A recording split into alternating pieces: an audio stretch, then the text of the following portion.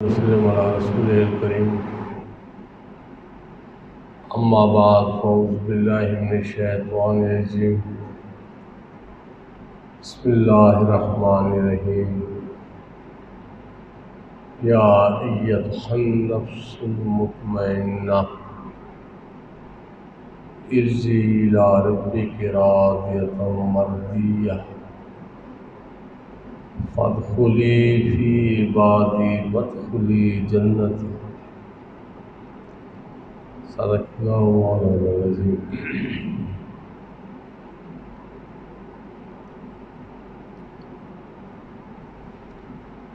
सूरतुल फज्र की ये आखिरी आयात है जो आपके सामने पढ़ने की शर्त हासिल किया।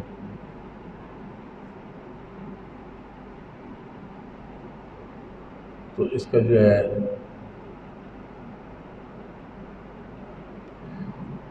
लुबेलवाब जो मुद्दा है, या अय्युहन नफ्सुल मुतमइन्ना, ए इत्मीनान वाली नफ्स, ए मुतमइन नफ्स, फदखुली फी इबादी, नेक बंदों साले बंदों की जमात में दाखिल हो जा, वदखुली जन्नती, जन्नत में भेज दूंगा।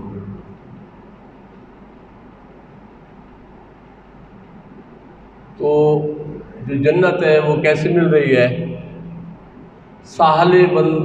जो साहले बंदे हैं उनकी कुर्बत में जब बंदा चला जाता है तो ये इस कुरान की सूरत के इन आयात के रूप से अल्लाह ताला अज़्ज़ व जल उसको जन्नत का हकदार कर देता है।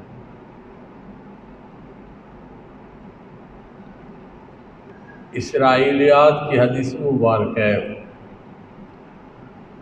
कि चंद साले बंदे जिक्र में मसरूफ़ थे, अल्लाह ताला का जिक्र कर रहे थे, एक जमात थी। तो एक बंदा वहाँ उनको मिलने के लिए गया, जिक्र के लिए नहीं गया, फ़कत अपना ज़ाती कोई काम था उसके लिए वहाँ पे उनके पास चला गया, वहाँ पे बैठ गया। वो जिक्र कर रहे थे, वो बैठा रहा कि जिक्र से जो ही फारिग होकर मैं अपना काम बताऊँगा। तो अल्लाह ताला जल के फरिश्तों ने जाकर रब्बुल आलमीन की बारगाह अक़दस में अर्ज़ किया, मालिक तेरे फ़लाँ फ़लाँ बंदे तेरा जिक्र कर रहे हैं ज़मीन पे, जबकि अल्लाह ताला जल को हर चीज़ का इल्म है।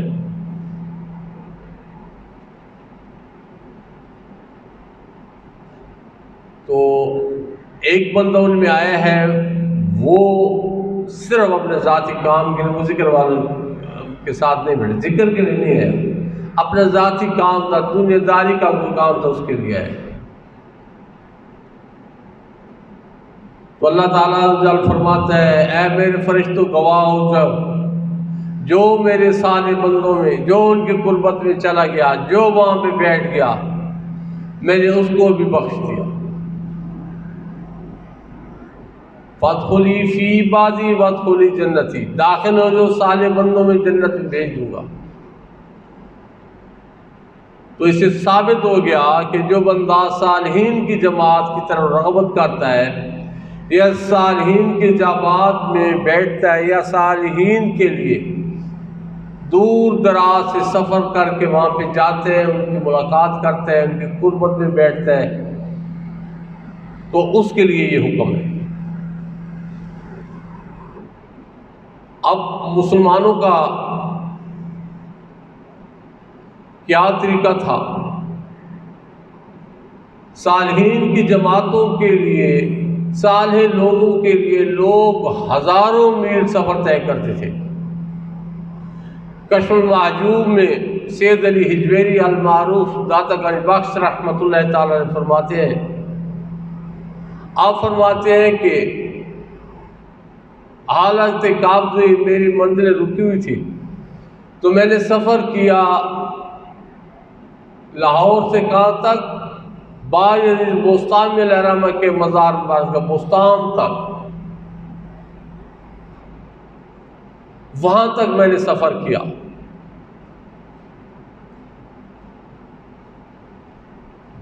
क्यों किया कि एक साले बंदे की कुर्बत में चला जाऊंगा तो अल्लाह ताला जल जो अमर रुकू है वो खोल देगा। और ये बुजुर्गों का तरीका भी यही था कि दूर दराज सफ़र तय करते थे और दूसरे बुजुर्गों की मुलाकात के लिए जाते थे। बाबा फरीद मसूद का शक्र रहमा के आपके आप मलफूजात पढ़े, आपने बड़े दूर दराज सफ़र तय किए हैं सिर्फ बुजुर्गान की मुलाकात के लिए। क्योंकि जब अल्लाह ताला जल के साले बंदे पे रब्बुल आलमीन की रहमत हो रही होती है और जो बंदा भी कुर्बत में बैठता है तो वो भी उस रहमत का हकदार बन जाता है। और सालिहीन पे अल्लाह ताला जल की रहमत ही रहमत है, उनका सोना भी इबादत है। सिर्फ जागना और जिक्र अस्कार नहीं, उनका सोना भी इबादत है। बाबा निज़ामुद्दीन औलिया रहमतुल्लाह ताला अलैह, आपको एक बंदा चेक करने के लिए गया कि शाहाना लिबास पहनते हैं और लोग कहते हैं बड़े बाकरामत वली है, तो मौलाना था तो वो मौलवी चेक करने के लिए चला गया। तो कुछ दिन रहा, उसने देखा यहाँ पे तो कोई ख़ास बात नज़र नहीं, कोई करामत नज़र नहीं आई, तो कहते हैं कि बस ठीक है वापस जाता हूँ।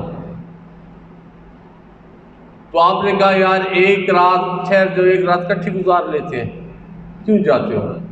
तो उसके दिल में आ गया कि चलो बाकी दिन तो मैंने देखे, इनके रात भी देख लूँ। जब रात हुई, इशा की नमाज आपने बाद जमात अदा की, मौलाना साहब ने भी अदा की, उसके बाद आप आए, थोड़ा जिक्र अस्कार किए, आप सो गए। आप सो गए, मौलाना ने कहा अच्छा ये वली है जो रात को सोता है। मौलाना तो नफलों में शुरू हो गया। आप तहज्जुद के वक्त उठे, उठ के आपने वुज़ू किया, नमाज तहज्जुद अदा की, उसके बाद फिर सो गए। तो मौलवी ने कहा अच्छा चलो दिन तो पहले देख लेते, आप रात भी देख ली। ये वली तो वाह वली है, ये तो सो जाता है रात को, ये तो अपनी नींदें पूरी कर रहे हैं रात को।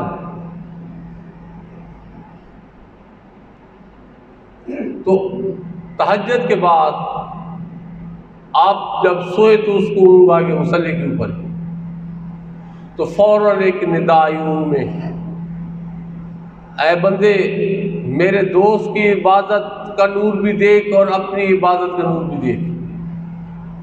तो हालत वो ख्वाब में देख रहा है कि ज़मीन से आसमान तक एक नूर ही नूर है और फरिश्ते बहुत ज़्यादा उसको आपस में झपट झपट के ले रहे हैं। तो हुकूमत है ये मेरे दोस्त निज़ामुद्दीन की इस रात की इबादत है। और फिर उसको अपनी इबादत दिखाई गई। जिस तरह एक दिया टिमटिमाता है तो उसके अचानक ही ये बुझ जाएगा, तो वो उसकी पूरी रात की इबादत वो थी। फौरन आँख खुली, फौरन आप कदम मुबारक पकड़ लिए, हजूर मुझे माफ़ फरमा दें। तो अल्लाह ताला के वली दिलों के वैसे ही जासूस होते हैं, तो फरमाते हैं देख लिए अल्लाह के इस बंदे की इबादत भी और अपनी इबादत भी। क्योंकि अल्लाह ताला के जो ख़ास बंदे होते हैं उनका सोना भी इबादत है, उनका जागना भी इबादत है। तो इसलिए जब भी ऐसे बंदे की सोबत में बंदा पहुँचता है तो वो अल्लाह ताला की रहमत का हकदार बन जाता है। और दूसरा उस पर वो रंग ज़रूर चढ़ता है।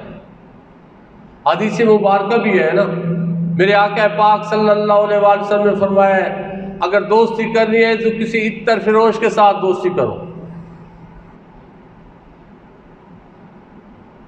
अगर खरीदने की ताकत नहीं होगी तो उसके साथ रहते हुए तुम्हारे पास अच्छी खुशबू तो जरूर रहेगी। और अगर दोस्ती करोगे किसी भट्टी वाले के साथ जो भट्टियों पे काम करते हैं, तो अगर वो तुम्हारे कपड़े जला नहीं देगा तो काले जरूर कर देगा। ये तमसील बयान की गई है, ये मिसाल है कि जब किसी साले बंदे की गुर्बत में जाओगे किसी नेक बंदे की गुर्बत में जाओगे तो अगर उस तरह नहीं हो जाओगे तो कम से कम उसका कुछ रंग आप पे जरूर चढ़ जाएगा। और जब किसी बुरे बंदे की सोबत में जाओगे, अगर उस तरह की बुराइयां नहीं करोगे तो जरूर उसका कुछ ना कुछ रंग जरूर आप पे चढ़ेगा।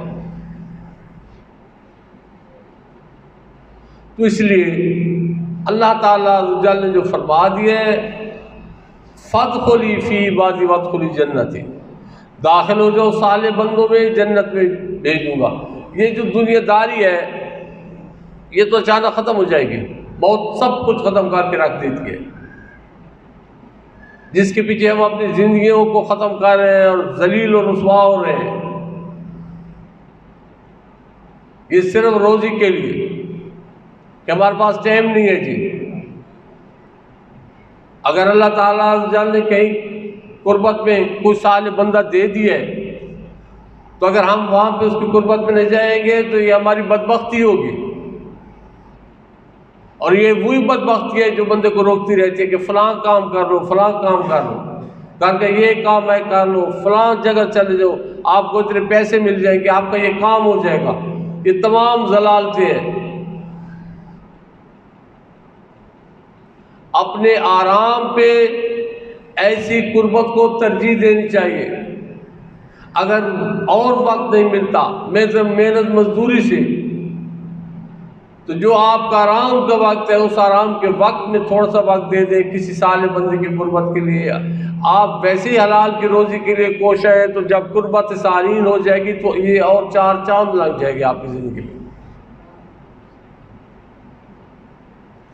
तो ये रमज़ान करीम के हवाले से एक हदीस मुबारक सुनाता जाऊँ, क्योंकि रमज़ान करीम का वास्ता आ गया है, दूसरा अशरा शुरू है। तो जिब्राइल अमीन बारगाह रिसालत में हाजिर हुए, आज करते हैं या रसूलुल्लाह सल्लल्लाहु अलैहि वसल्लम, अल्लाह अज़्ज़ वजल ने मुझे भेजा है और फरमाया है कि मेरे हबीब को जाके कह दो कि आपने आमीन कहना है, मैंने दुआ करनी है। जिब्राइल ने दुआ करनी है, आपने आमीन कहना है। तो आपने पहली जो दुआ की वो ये थी कि अल्लाह के नबी, जिसने अपनी ज़िंदगी में रमज़ान करीम पाया और अपने अल्लाह को राज़ी नहीं कर सका, वो बर्बाद हो जाए। मेरे आका पाक से फरमाया आमीन। जिसने अपनी ज़िंदगी में अपने वालिदैन दोनों को या दोनों में से एक को पाया और वो जन्नत हासिल नहीं कर सका, वो बर्बाद हो जाए, तो मेरे आका पाक से फरमाया आमीन। और तीसरा, ऐ हबीब मुकर्रम, जिसके सामने, जिस आपके उम्मती के सामने आपका जिक्र किया जाए और वो आप पे दुरूद शरीफ ना पड़े, वो भी बर्बाद हो जाए, तो मेरे आका पाक से फरमाया आमीन। तो अब हमारे सामने है, रमज़ान शरीफ हमारे सामने जा रहा है, गुजर रहा है। जो रोजे रख रहे हैं उनके भी जा रहे हैं, वो भी जिंदा है, और जो नहीं रख रहे गुजर उनकी भी रही है। लेकिन कल कब्र में सब ने जाना है। रमज़ान शरीफ एक रमज़ान करीम से दूसरे रमज़ान करीम तक ये गुनाहों का कफारा बन जाता है, गुनाहों की माफ़ी का सबब बन जाता है। फिर इसी रमज़ान करीम में जो आखिरी 10 दिन है वो इत्काफ के लिए है, और इत्काफ पे कोई अपनी मर्जी से नहीं बैठता, ये भी याद रखें। अपनी मर्जी से कोई बैठ ही नहीं सकता। ये अल्लाह ताला जल अपने बंदों में से चुनाव करता है कि कौन मेरी मेहमानी के लायक है, सिर्फ वो इत्काफ में बैठते हैं। और दूसरा, पूरे साल का उस बंदे का मामला सामने होता है बारगाह इलाही में कि उस बंदे से उस साल में कोई ऐसी नेकी सरजद हो जाती है, कोई ऐसा काम हो जाता है नेक कि अल्लाह ताला जल उसको अपनी मेहमानदारी के लिए चुन लेता है, मेहमान नवाजी के लिए चुन लेता है। और याद रखें, जिसका मेज़बान रब्बुल आलमीन है तो उसके लिए किसी चीज़ की कमी नहीं रह जाएगी, चाहे वो रब से आखिरत मांगे चाहे वो दुनिया मांगे, लेकिन हक जो इतराफ़ का है वो पूरा अदा करना पड़ेगा। इत्काफ में लोग कुछ ऐसे मसाइल हैं इत्काफ के जो लोगों को नहीं पता, जहाँ पे मुख्तलिफ आरा है। यही मसलन नहाने का मामला है, तो बाज़ जगह पे लोग मोतकिफ नहाते हैं जबकि सख्त मना है नहाना। जो ही किसी शरई उज़र के बगैर मस्जिद से आदमी निकलेगा इत्काफ बातिल हो जाएगा। और सिर्फ इसलिए नहाना कि आदमी की ज़िंदगी में रूटीन है, या इसलिए नहाना कि गर्मी है, तो ये सख्त मना है। बुखारी शरीफ में शरअली के अलामा गुलाम रसूल सईदी रहमतुल्लाह ताला अलैह आप फरमाते हैं कि ऐ बंदे, तुम्हें अल्लाह ताला ने तुम पर फ़र्ज़ नहीं किया इत्काफ, ये तो सुन्नत है। तू दीन को अपनी मर्जी से बदलना चाहता है तो उससे बेहतर है तू बैठ ही नहीं, लेकिन जब बैठ जाए तो जो अहकाम बताए गए उसी तरह कर रहा है।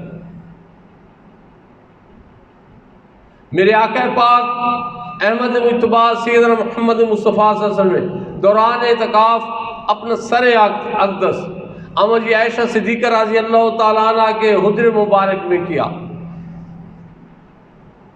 और सर मुबारक को अम्मा आयशा सिद्दीक़ा रज़ी अल्लाह तआला अन्हा ने धोया। ये भी आका पाक सल्लल्लाहु अलैहि वसल्लम के लिए ख़ास था। आगे उम्मत के लिए कुछ ऐसे अमूर हैं जो आका पाक सल्लल्लाहु अलैहि वसल्लम के लिए ख़ास है, तो इसलिए इत्काफ पे ये आप इरादा करें। अगर अल्लाह ताला अज़्ज़ वजल की तरफ से आपकी मंजूरी हुई पड़ी है तो इंशाअल्लाह आप मुतकिफ़ भी होंगे और इस रमज़ान करीम की जो फयूज़ बरक़ात है वो कमाल पे पहुंच जाती है इत्काफ के दौरान। हर अशरे का अपना मुकाम है, आखिरी अशरे का अपना मुकाम है, और जो मुतकिफ़ हो जाता है वो तमाम फयूज़ व बरक़ात को पा लेता है जो रमज़ान करीम की होती है। तो इसलिए कोशिश करें, नेकी की कोशिश करें, और ऐसे लोगों के लिए जो ज़हरी तौर पे, बातिन का जो हाल है ये रब्बुल आलमीन जानता है, जो ज़हरी तौर पे नेक अमाल करते हैं तो उनकी कोशिश, उनकी कुर्बत में जाया करें, उनके करीब हुआ करें। आप उनके करीब होंगे ज़रूर अल्लाह ताला का करम आपके सामने हाल होगा। वहाँ से आपको दीन मतीन सीखने का भी मौका मिलेगा, और जितनी देर वहाँ पे रहेंगे वहाँ पे ज़रूर आप अमल भी करेंगे, जो वो अमल करेंगे साथ आपको भी कराएंगे। तो अल्लाह ताला अज़्ज़ल हमें कुर्बत सालिहीन अता फरमाए, दीन मतीन सीखने की हमें तौफ़ीक़ अता फरमाए और उस पर अमल की तौफ़ीक़ अता फरमाए। वमा अलैना इल्लल बलागुल मुबीन।